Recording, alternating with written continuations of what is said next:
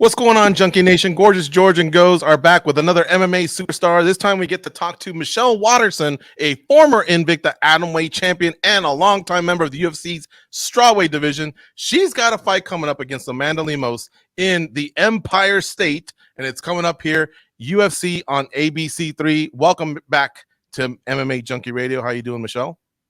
Oh, it's amazing. I can't wait. You don't know how excited I am to actually fight for a crowd. It's been 4 fights, so definitely looking forward to hearing the cheers.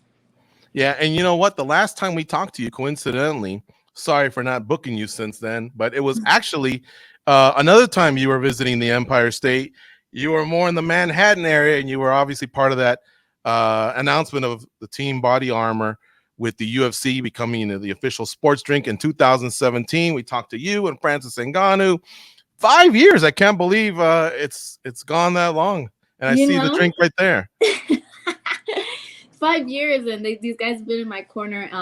I stand behind them, and honestly, they've taken my game to the next level, understanding how important it is to take care of your body when you're a professional athlete, and what it is that you put into your body really affects how you perform. So, it's only the best for me, and body armor is where it's at. Yeah, and MMA athletes, I love you all, but man, Kobe was part of that. The late Kobe Bryant was part of that, so I knew I had to go and grab me one of his drinks, and I became a fan of Mamba forever.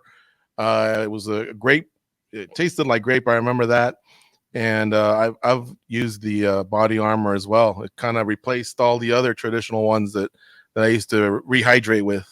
Well, I mean, it should, and yeah, Kobe is an absolute legend, and and somebody that has inspired, countless people across the world, and including myself.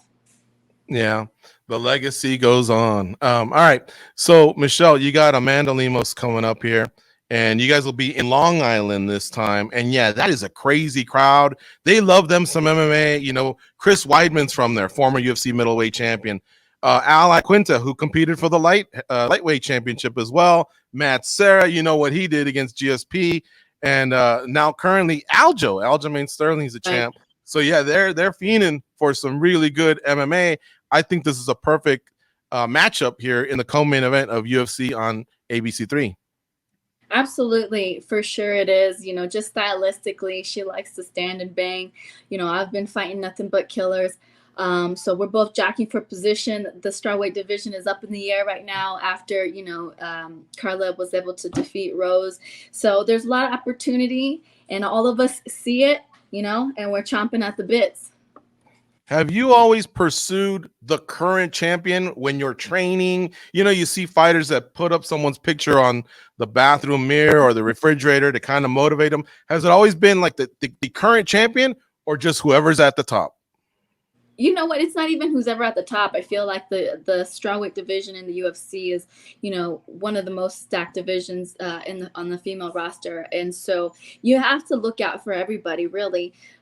I would say from number 1 to number 15. Wade Lee got to the championship super fast, and it's because we're all super hungry, and so you just have to make sure you're paying attention to everybody on the roster. But that's kind of been the story of my journey since I've been with the UFC. I've fought nothing but killers, all top 10 fighters every single time, and I embrace it. I embrace challenge. I freaking love it. That's why I fight. Heck yeah, look at the skins on your wall. Jessica Penne, Paige Van Zandt, Felice Herrig, Karolina Kowalkiewicz, Angela Hill. You definitely done well for yourself. 15 years Joanna, in MMA. Rose. Oh yeah. Marina Rodriguez. Correct. Yeah. Michelle, I was gathering the stats. 15 years you've competed in mixed martial arts. This will be your 12th fight in the UFC, and this will be your 28th fight overall. How are you holding up after all these years? Because it's not necessarily the fights themselves. That's the fun part. It's right. That training. That's a grind. It's funny. I get emotional thinking about it. It's crazy to think that this, who would have thought?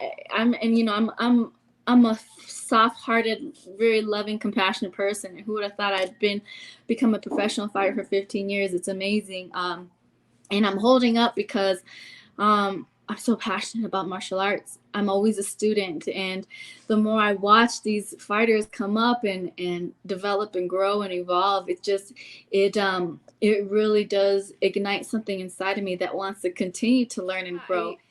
It's just insane to me because I never would imagine in a million years that being a professional mixed martial artist would be my career for this long. And the reason why I continue to fight is because I continue to grow. I continue to evolve. I haven't become stagnant. You know, I embrace when the newer, hungrier, younger fighters come into the gym and they want to challenge me. That gets me going because I'm like, all right, let's go. Let's see what you got. Let's see what I got. You know, and if you got something that I need, I'm gonna take that and put it in the bank.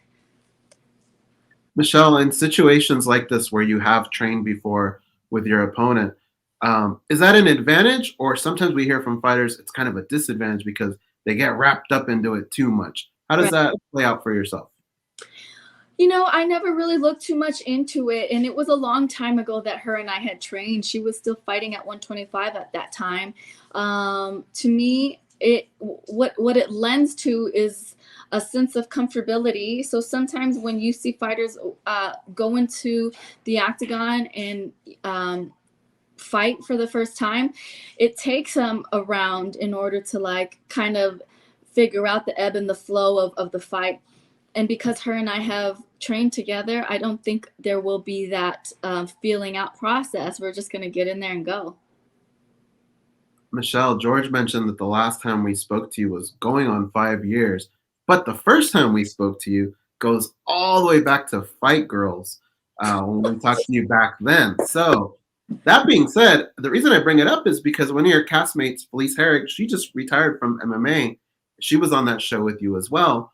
Have you ever given some thought to post-MMA? There are so many different things that people can do now with bare knuckle, and even, you know, you have a Muay Thai background, lion fights, that sort of stuff, and broadcasting. Have you ever thought about what could be next after the career? There's a lot of things, and I think it's important as a professional athlete to make sure that you take advantage of, you know, these platforms while you're in the spotlight in order to set up the next chapter of your life. You know, my husband and I have done really good in investing in some properties out here where we live. We've opened up 5 restaurants. We just opened up a jiu-jitsu school with my professor. And yeah, I would love to broadcast. I would love to get into movies. I was just in the UK last year for 5 months filming a Netflix movie with Tom Hardy, a director who's amazing action director, Gareth Evans. So, you know, the sky is the limit, honestly, as long as it's something to do with martial arts and something that I can be as passionate about as I am with fighting. The reason why I fight is because it scares the shit out of me, you know? And so, like, I want to put stuff in front of me that scares me so that I can conquer my fears and become a better person after accomplishing those things. We just talked to a former teammate of yours, Cub Swanson. Same thing. He says, every time I walked into the octagon, I was scared. But anyway. It's funny to hear that from fighters, but it's true, man. You just, you know, it's funny because we train day in and day out, but when you think about what we really do, it is like it's quite mental. We're quite a little bit crazy, I think. Yeah, you sure are. I would never do that. All right. Well, thank you so much for the time today. Good luck in your preparations for UFC on ABC 3 coming up here on July 16th. And again, that fight versus Amanda Lemos is the co-main event. Michelle, congrats on everything going on. Hopefully it's not another 5 years before we chat. And yeah, again, shout out to Body Armor for hanging in there with us. Mamba Forever, the sport water drink, great stuff. I'm telling you, what drew me in was I remember low sodium, high potassium. That's what I needed, and I've loved it ever since. Thank you again, as always, and we'll talk to you soon.